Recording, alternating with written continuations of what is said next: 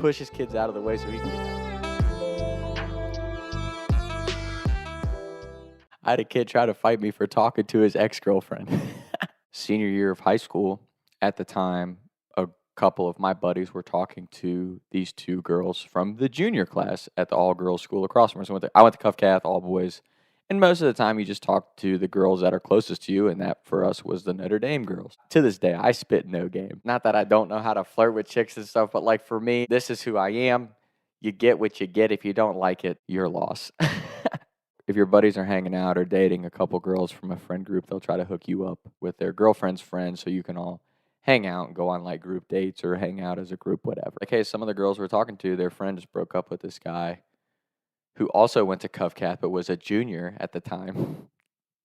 You should talk to her. So I added her on Snapchat and we had met. I think we talked at a couple parties and then we were going back and forth for a couple weeks on Snapchat. We didn't even hang out. We were literally just talking on the phone because my dumbass, she had put all kinds of clues out there like, hey, I can't drive yet. And I was like, oh, I can drive.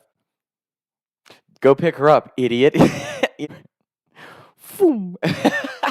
We had been talking for a couple weeks, and it got to the point where it was just like daily text on Snapchat. We were like snap texting. It wasn't even anything that serious. And I knew who she had been dating, and they had dated for a long time. I knew who he was, but it wasn't like we interacted. Like I wouldn't say what up or hey to him or have a conversation with him during the school day at all. And one day, it's my last class of the day. I get out a little early. I'm walking down the hall to go to practice. And right before, like the last 5 minutes of class, right before the final bell rang, they do the announcement at the end of the day. And all the kids would be lined up right outside the doors of the classrooms they were in a lot of the times because teachers would just be done and let them listen to announcements. And guys would be talking, hanging out, waiting to leave school. I walked by this classroom on the corner of the hallway, and this kid comes out. He's all squared up. And like I said, I ran cross country in high school, so I was no big kid by any means, but he was a swimmer, so he was a year younger than me, so he's this little skinny, scrawny guy. And I had never heard him talk. Like I had literally never interacted with this kid before. He literally pushes kids out of the way so he can get out of this group and confront me in the hallway. And he's like, hey, Thomas, nice try. Nice try. And his whole class is just looking over at me, and I look back, I'm like, what? He's like, you heard me, Ziegler. Nice try. I turn around, I'm like, what are you talking about? Well, then he comes up and he's approaching me, and he's like, chest bumping me. And I started laughing. I put my hand up. I'm like, dude, what are you talking about? He's like, with my girl. With my girl.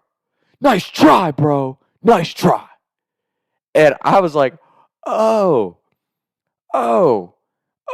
okay. Cool, man. And I just like kind of pushed him back from me. And he's pissed. He's like in my grill. And I just kept pushing him back like, dude, chill. Like, I thought y'all were broke up. He's like, nice try, bro. I'm like, hey, man, I just thought you guys were broke up. And I just started laughing and I walked away. So I checked my text messages. The girl was still snap texting me. I had no idea that they had gotten back together within the same time frame that I was texting her. And like I said, literally never hung out with her. I think I met her once or twice at a party and we talked there, but like never tried to make a move on her, never even remotely did any like forward move besides just getting to know her. Plus, they were split up. So I just thought it was the funniest thing. He was ready to like start confrontation with me. And I was like respectfully at the time, even at the time being the scrawny kid I would have dropped that kid. So I was just like, dude, I'm going to laugh this off and just walk away because you've got your own issues to deal with. And that's one thing that I recognized, especially in high school, because of all the on and off relationships that took place in high school. But overall, just in the world, it always amazes me that people take out the issues or insecurities that they're having in their relationship on other people. Like, especially when you see the videos of guys fighting over a chick. Like, in all honesty, if I'm at a bar or I'm out, like, pick a setting. If I'm out and I decide to go flirt with a girl because I find her attractive or she starts flirting with me, and whatever happens after that, if she never tells me that she has a boyfriend, like she chooses to be unfaithful to her boyfriend or her husband or her fiance, whatever, like if I don't know that you're in a committed relationship with a guy and then you go back and tell the guy that you cheated on you and that guy comes to beat my ass, that makes no sense to me. Because like the guy who had the interaction with a chick usually is not, and I say usually, I know there's home wreckers out there, But usually the guy's not trying to ruin someone's relationship. So it just always cracks me up when you hear the stories of like, oh yeah, those two were fighting over a girl. I'm like, why? And it's like, well, so and so kissed his girlfriend. Well, did she ever say she was dating? Were always the most ridiculous fights to me. We had a couple fights like that at parties and throughout, and not even just in high school, in college too, and even now, I've seen issues at like my work about guys fighting over a chick, or some of my past jobs in the adult world. You hear stories like that, and I'm just like, dude, if she did not say that she was in a relationship or didn't let that guy know, and he just found her attractive and whatever took place, how is it the guy's fault when you're the one cheating on your boyfriend? Even vice versa, like when two chicks fight, if your significant other in any form of a relationship chooses to be unfaithful, that's on them. There is no need to fight the person who just happened to be in that situation. Because like I was dating in college for like 2 or 3 years, and my girlfriend, when guys would hit her up, whether it was through her phone or in person, the first response is, I have a boyfriend.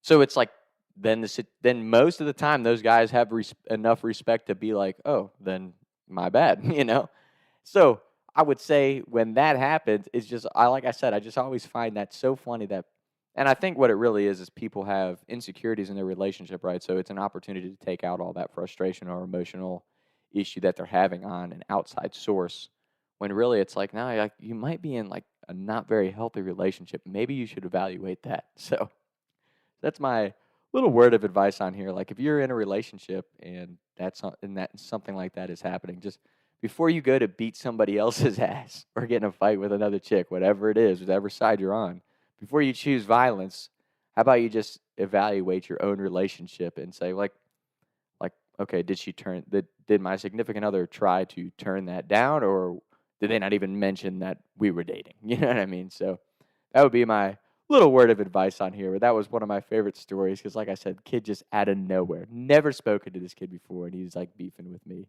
like ready to start beef in the hallway, and I'm just like, dude, just walk away. Like you got some other issues going on because your girl is still talking to me and didn't even mention that you two got back together. So that was one of my favorite high school stories that I always love. Like I feel like I've been in so many of those situations where like you're just going about your normal day or doing what you would normally be doing, and you have no idea that just by existing and talking or whatever you're doing, your normal action, that you're causing a bunch of drama in someone else's life.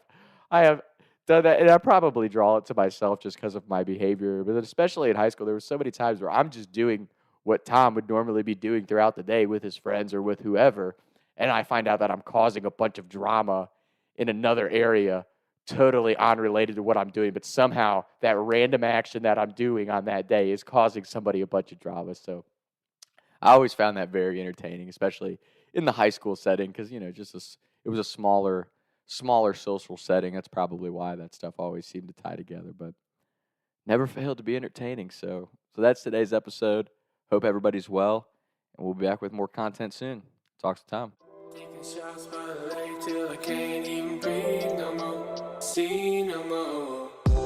I was riding around town thinking to myself, is it gonna get easier? I'll be up and away up the street getting paid, but I can't even breathe no more. What's it to me?